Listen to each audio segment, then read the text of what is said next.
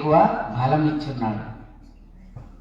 అందుకే అమ్మ ఏమన్నారంటే, ఈ టైంలో మేము ఉండరాదు, ఈ టైంలో మేము అనుష్ఠానంలో కూర్చోవాలా, ఈ టైంలో మేము ఉంటే మా మాటను కూడా వినరు లోకం.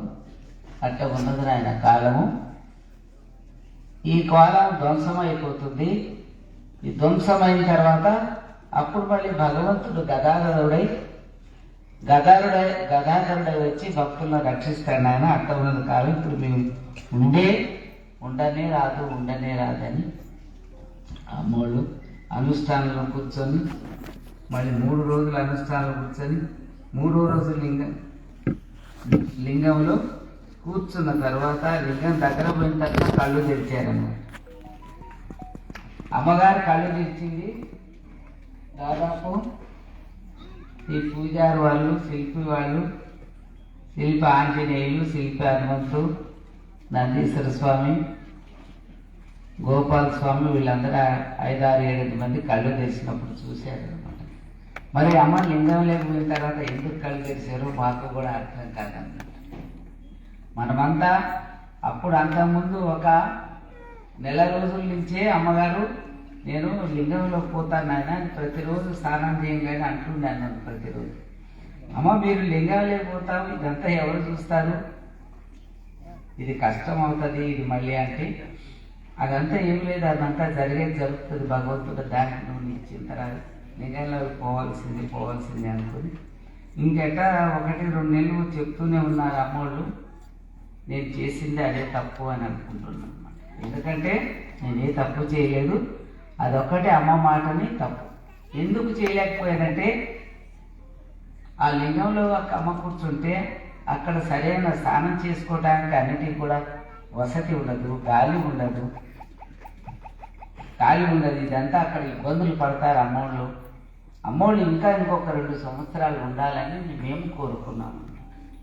దానికి ఆ విధంగా చేయలేకపోయినప్పుడు ఇంకా శివయ్య చేయడు అని అమ్మోళ్ళు నిర్ణయం చేసుకొని తాను ఆయన అనుకున్నట్టు కళ్ళు మూసుకున్నారు, అనుష్ఠానంలోకి వెళ్ళిపోయారు. ఆయన సాధించేదేమో మనకు అర్థం కాదు, అదే గోప్యం అనమాట. చెప్పరు ఎవరికి, అమ్మగారు చెప్పరు, గోప్యం. అందరు ఏమనుకుంటారు, అమ్మ ఏం చెప్పలేదు కదా అనుకుంటాం మనం. కానీ మనకు ఒక ప్రేమనే అందించారు, కానీ అమ్మ కష్టాన్ని సుఖాన్ని అందించలేదు. ప్రేమనే అందించారు అందరికీ.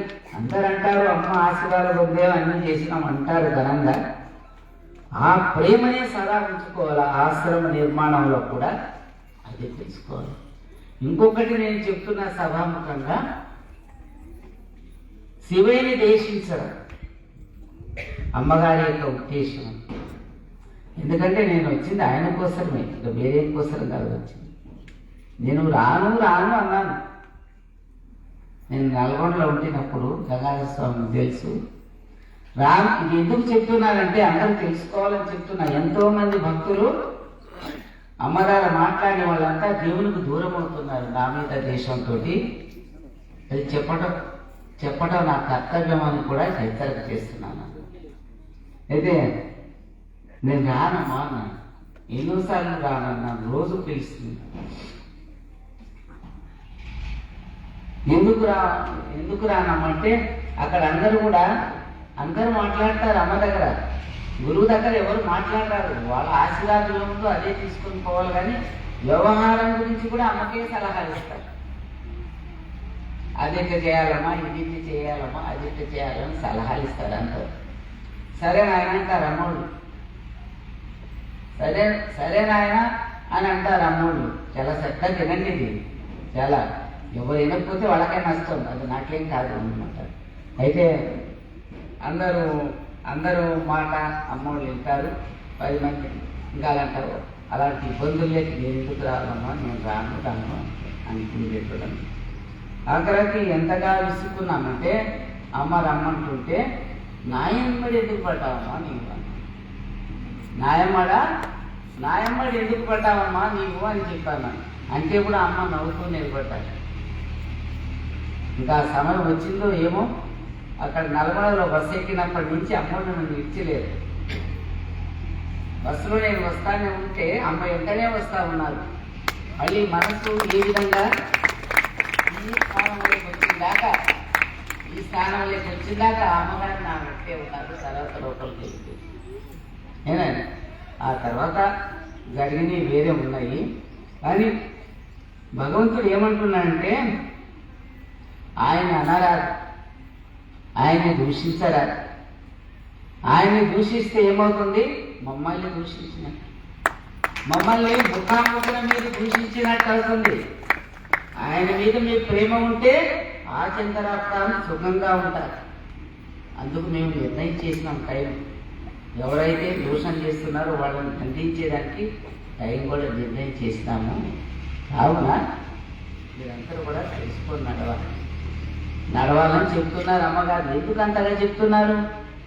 కమిటీ మీటింగ్ పెట్టి మీరందరూ ప్రేమగా ఉండాలా, శివయ్యని ప్రేమగా చూసుకోవాలి, శివయ్యని ప్రేమగా చూసుకోవాలి అని అన్నారు. కమిటీ వాళ్ళకి అడగండి, మీరు రికార్డ్ చేసుకున్నాడు జగజ్జీవన్ రెడ్డి సార్. ఎందుకు అంటున్నారు అమ్మా? ఎందుకు పదే ఎందుకు చెప్తున్నారు? అది మీరు మంచి కోసం చెప్తున్నారు. ఈరోజు ఎంతో మంది దూరం అయిపోతున్నారు. ఆ భగవంతునికి దూరం కాదా గురువు? అందుకే మన శివ ఏమంటాడు?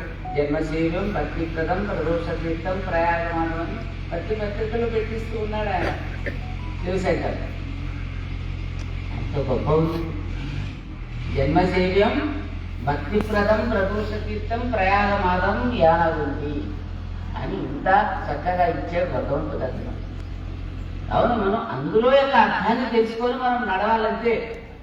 ఏదో అమ్మాలు మమ్మల్ని ప్రేమ చేసినారంటే అందరినీ ప్రేమ చేసినారు. ఎవరిని అమ్మ ప్రేమ చేయలేదు చెప్పండి? ఎవరినన్నా దూషించారా?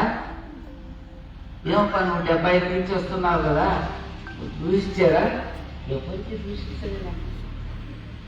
ఆశ్రమానికి నష్టం చేసి దూషించలేదు.